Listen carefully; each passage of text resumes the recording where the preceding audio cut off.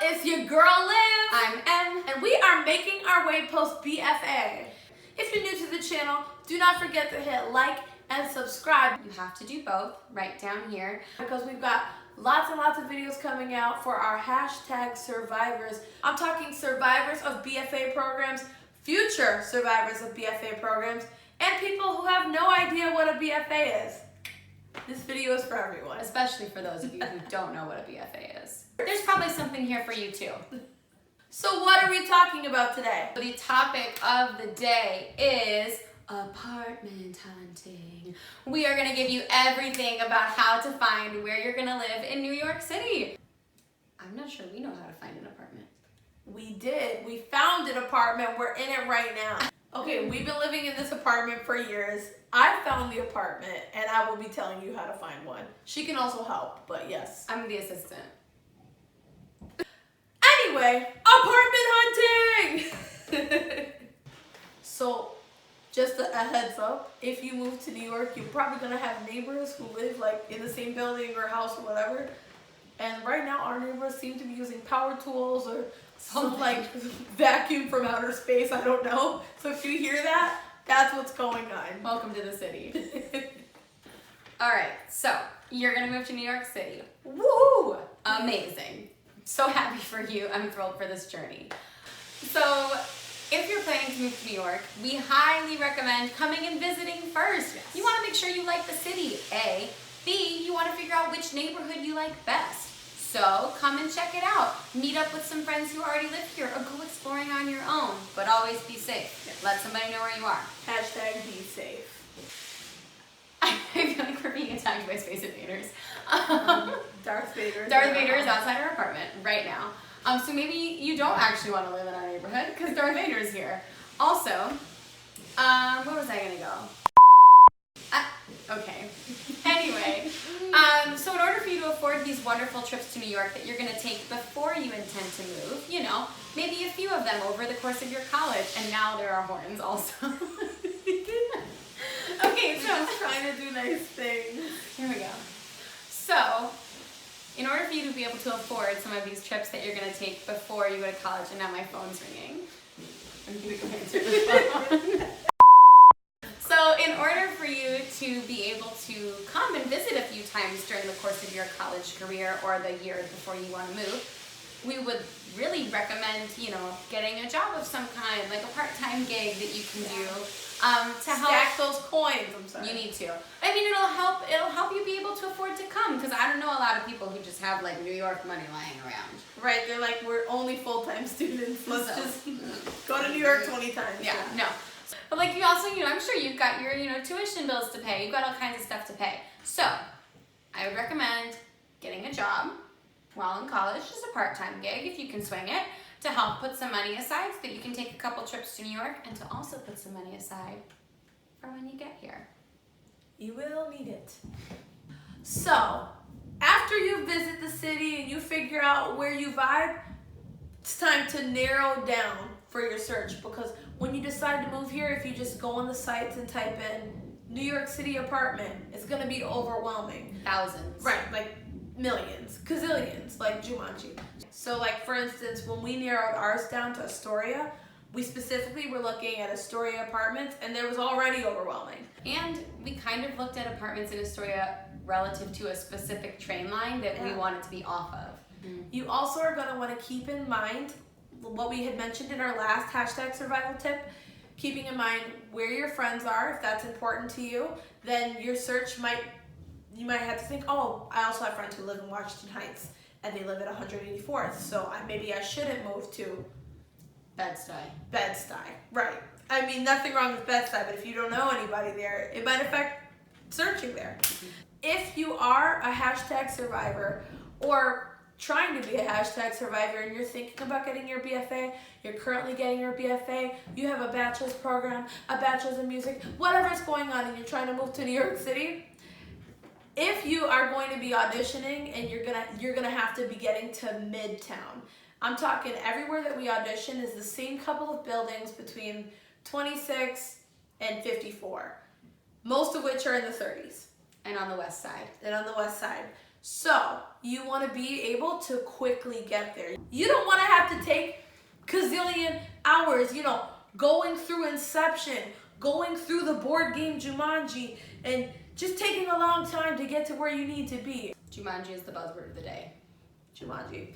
Moral of the story is always map out how long it's going to take you to get to Midtown from whatever apartment you're looking into if you want to be an auditioner in the city. That's all I can say. You guys, we got way better at this than we did last time. We're nailing it. So we think. Okay, you came and you visited the city. Yeah. Nailed it. You narrowed your search down to what neighborhoods you're actually interested in. Nailed it. Now you have to actually hunt for the apartment. Clarification here, we're talking about signing a lease on an apartment, not subletting. Stay tuned for a future video on subletting. So, in order to sign your lease, you gotta go view a bunch of apartments. You gotta come here to do it. It's very, very, very hard to do it if you are not here present in New York.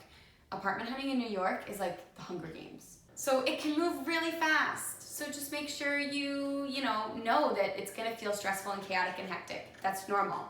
It's totally normal. There are so many people and so many people ready to sign that if you are not here and ready to go, you're gonna lose that apartment you love. We had brokers, we would email them in the morning and be like, hey, we see this apartment you listed, it looks beautiful, we wanna live there. And then the broker would be like, great, can you meet me in 25 minutes? Actually. We'd be like, okay, sure, okay. So we would go and rush over there and we'd view the apartment and then he'd be like, great, I've got 3 other couples already ready to sign on this apartment, do you want it or no? Right, it's the Hunger Games. It's the Hunger Games. How many times do we say Hunger Games in one video? We're Hunger Games! They're 3 people are gonna watch this video and it's gonna be your parents, my parents, and the Hunger Games and the Hunger Games fans. Or I don't know, maybe we'll get our roommate Becca to watch it. Maybe. So, we recommend coming here, I don't know, give yourself a week? A week in the city, have maybe one of your roommates also be available or come with you. That's very important. That's what we did. Know what your what you don't want, what your deal breakers are. If you choose to wait on an apartment, you might lose it. Make sure when you come to visit that you have money ready to go.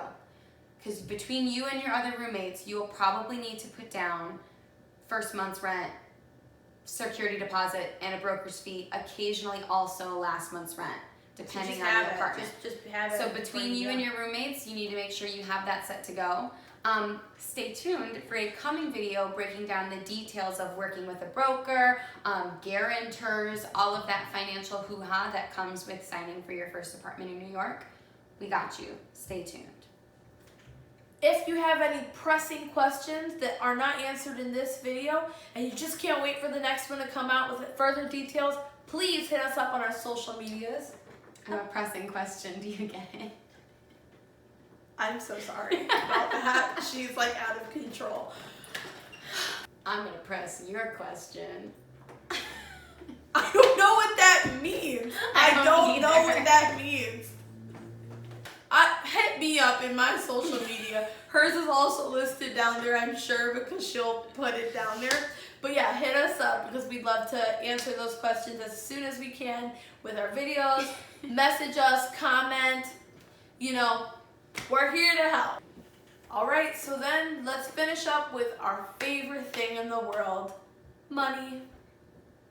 We're saying to you that you need first month's rent, last month's rent potentially, the broker fee potentially, security deposit you gonna need, right? How much is all of this gonna cost? $1 million. It's not gonna cost $1 million. Okay, at least ours doesn't. Now, there's a million people out there that probably have these amazing full-time jobs and careers and also move here and stuff. But let me take a moment to talk to the hashtag survivors or future survivors who are maybe coming out of that bachelor's program, college-age people, and you're getting ready to move to the city. Most people who are actors here or creatives and are fresh out of college, whatever you say, you're probably realistically going to be paying between $800 and $1,000 for your rent. Some find $700, $750 ones, rarely. Some also can afford $1,200 ones and stuff like that.